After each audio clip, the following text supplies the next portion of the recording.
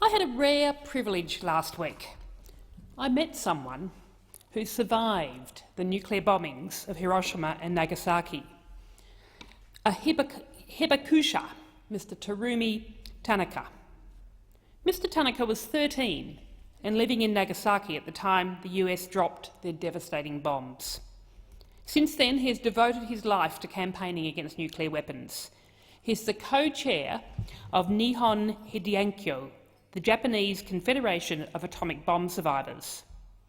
There are around 400,000 people that were killed by the Hiroshima and Nagasaki bombs, and approximately 400,000 survivors. The average age of the survivors who are still with us is over 82.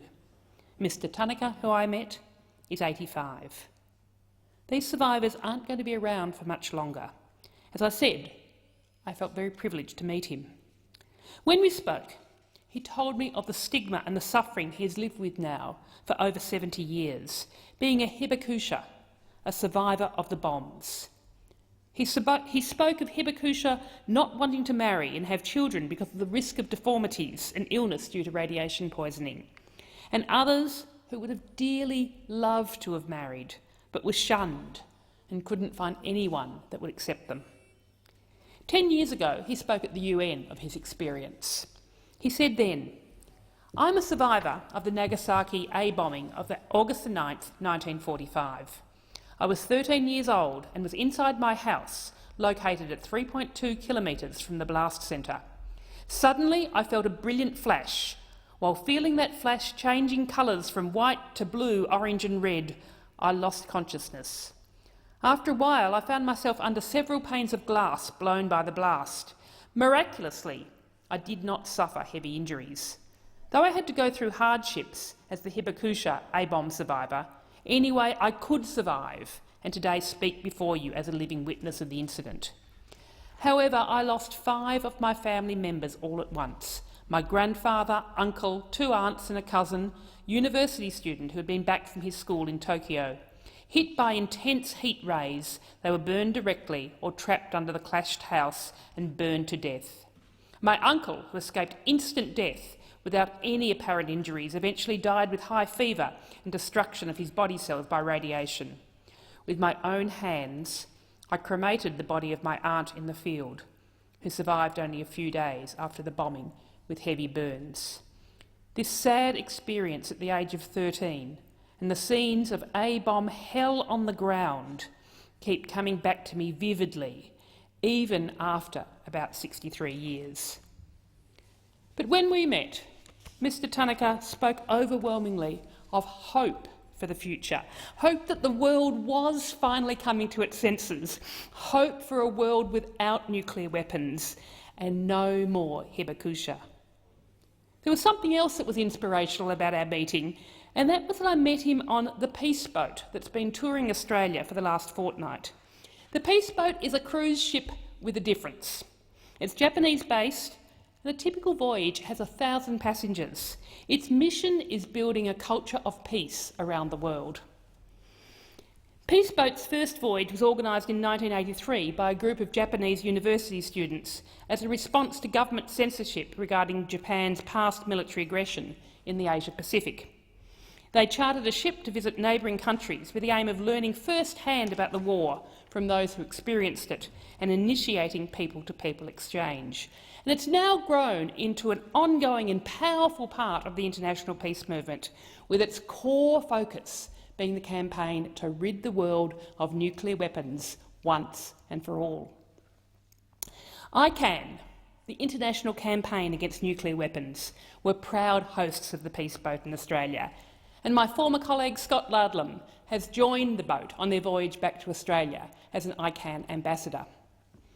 Other special guests on board include Karina Lester, a Yakan Tajara Ananu second-generation nuclear test survivor of the devastating Maralinga nuclear tests.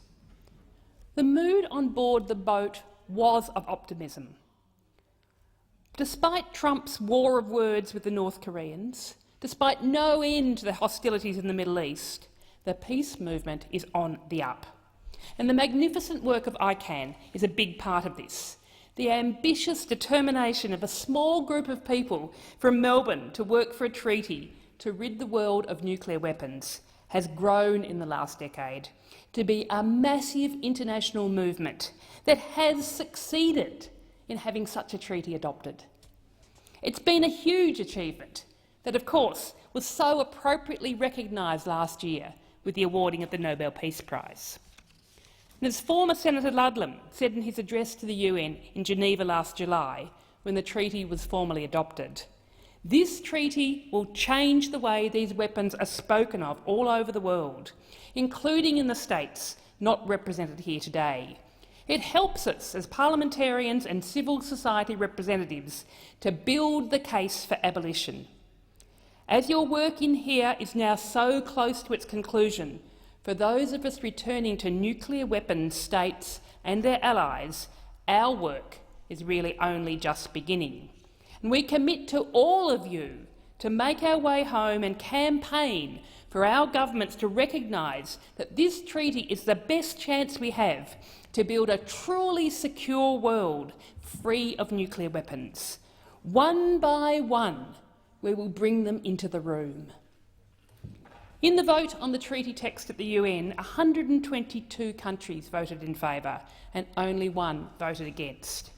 69 nations didn't vote, including all of the nuclear weapons states, and sadly, Australia. Since then, 56 countries have ratified the treaty and 5 countries have been global leaders and have signed the treaty. Which brings me to the nub of what I want to say tonight. Despite the clarity of the disaster that any use of nuclear weapons would cause, despite the potential of global nuclear holocaust, despite the stories told over and over again by people like the brave and honourable survivor, Mr Terumi Tanaka, Australia is woefully resistant to this treaty.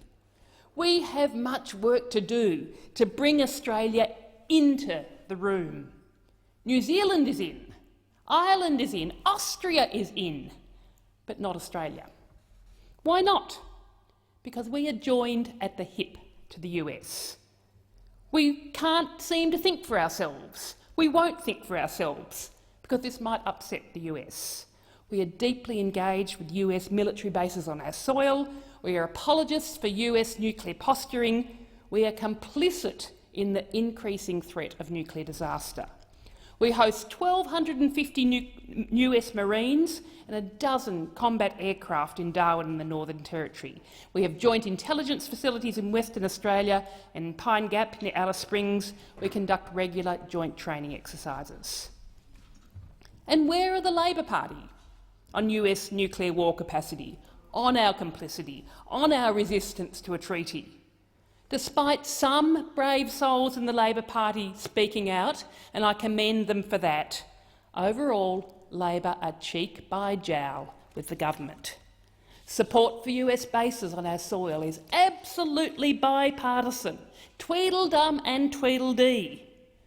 As far as I know, Bill Shorten hasn't congratulated ICAN on their Nobel Peace Prize, just like Malcolm Turnbull hasn't. Yes, Mr Shorten, and just like Prime Minister Turnbull has not. Labor's defence spokesperson, Mr Richard Marles, late last year was quoted as saying, "I'm absolutely up for a discussion on growing the US relationship in terms of whatever it wants to involve itself with here.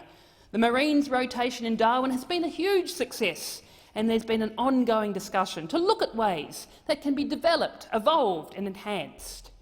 We can head in a different direction, and the Greens are leading the push to do so. We could have a government working for peace, working globally for a ban on nuclear weapons, joining the growing number of countries across the world that are doing so. But to do that, we need to have people in our parliaments who will actually vote for change. No point having members of parliaments, whether it's Labor or Liberal, who hold personal views, but then in the parliament they vote against world peace, who are apologists for the most destructive, inhumane and indiscriminate weapons ever created. I urge our government and the Labor Party to listen and to learn so that together we can realise the potential and the optimism of this resurgent global movement for peace.